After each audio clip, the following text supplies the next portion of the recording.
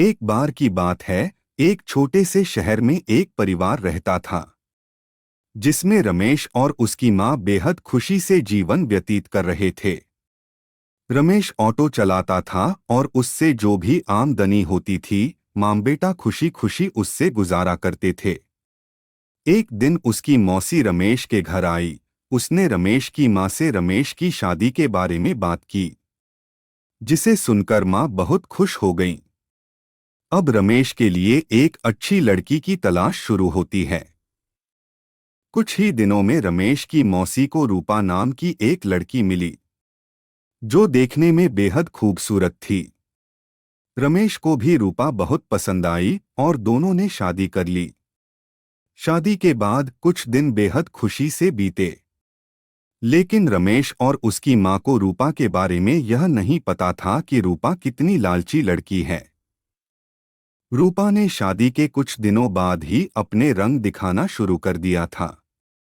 वह महीने में कई बार किटी पार्टी जैसे सोमराह में जाने लगी, जिसके लिए रूपा हर पार्टी में नए कपड़े और कीमती जेवर पहनती थीं।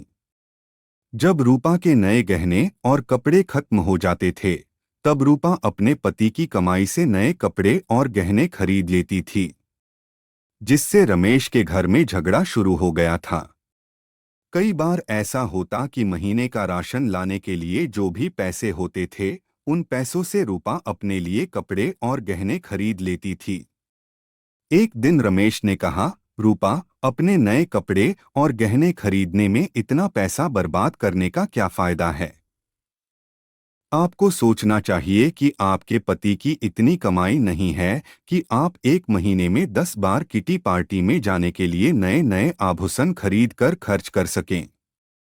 यह सुनकर रूपा गुस्से से लाल हो गई और रमेश से कहने लगी, तुम हमेशा मुझसे कहते रहते हो, कभी भी तुम ज्यादा कमाने के बारे में नहीं सोचते। यदि तुम ज्यादा ऑटो रिक्शा चलाते तो ज्यादा कमाई होती और आज मैं आराम से नए नए कपड़े पहन सकती। यह कहकर रूपा अपनी सास के पास जाती है और कहती है, माजी, जो गहने आपके पास हैं मुझे दे दो, मैं इसे पहनकर पार्टी में जाऊंगी। रमेश की मां ने पूरी बात सुनने के बाद कहा कि पुराने जमाने में सभी बहुएं अपने जेवर सास को देती थीं, लेकिन तुम मुझसे गहने मांग रही हो। रूपा ने कहा, तुम गहनों का क्या करोगी, मुझे दे दो। अंत में रमेश की मां ने भी अपने सारे गहने रूपा को दे दिए और रूपा उन गहनों को पहनकर किटी पार्टी में चली गईं। इधर रूपा के जाने के कुछ देर बाद ही घर में रमेश की मौसी आ गई। उसने रमेश की मां से रूपा के बारे में पूछा तो मां ने रूपा के बारे में सारी बातें बताईं। यह सुनकर मौसी ने रूपा को सबक सिखाने की सोची। रूपा की सास भी इस खेल में शामिल हो गईं। रमेश की चाची घर का सारा राशन और सामान अपने घर ले गईं और थोड़ी देर में अपने सारे गहने और नए कपड़े ले आईं। गहने और कपड़े लाकर उन चीजों को घर की अलमारी में और कुछ को रसोई में रख दिया और अपने घर जाने लगी। जाते समय रूपा की सास से कहा कि जब रूपा घर आएगी तो यह जेवर देखकर वह तुमसे कुछ पूछेगी, तुम उसका अच्छे से उत्तर देना। उसके कुछ ही समय बाद रूपा किटी पार्टी से घर आई और अपनी अलमारी में सभी नए गहने देखकर बहुत खुश हुई। लेकिन शाम को जब रूपा रसोई में खाना बनाने गई तो उन्हें फिर से राशन के डिब्बे में नए गहने मिले, जिसे पाके रूपा की खुशी का कोई ठिकाना नहीं था।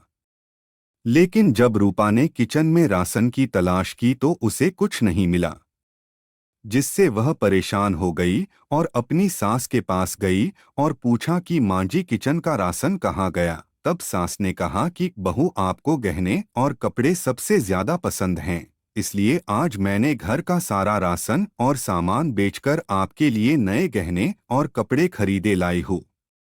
अब आप इसे पहन सकती हो और पार्टी में जा सकती हो। यह सुनकर रूपा ने कहा कि ठीक है, मगर खाने के बिना मैं गहनों और कपड़ों का क्या करूंगी? तो सास ने फिर जवाब दिया कि अब खाना खाने की क्या जरूरत, तुम्हें अपनी सबसे प्यारी चीज मिल गई है, तुम्हें इसमें खुशी होनी चाहिए। यह सुनकर रूपा को अपनी हरकत पर पछतावा होने लगा। तभी रमेश की मौसी भी आ गई। उन्होंने यह भी कहा कि यह सब मैंने आपको समझाने के लिए किया है कि केवल नए कपड़े और आभूषण जरूरी नहीं हैं। इसके अलावा दुनिया में भी बहुत कुछ होता है।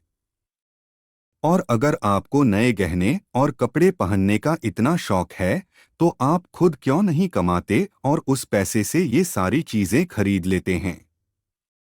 सारी बातें सुनने के बाद रूपा को अब सब कुछ समझ में आ गया और अब से उसने फिर कभी ऐसा नहीं किया और अपने पति के कमाए हुए पैसे में खुशी खुशी रहने लगी।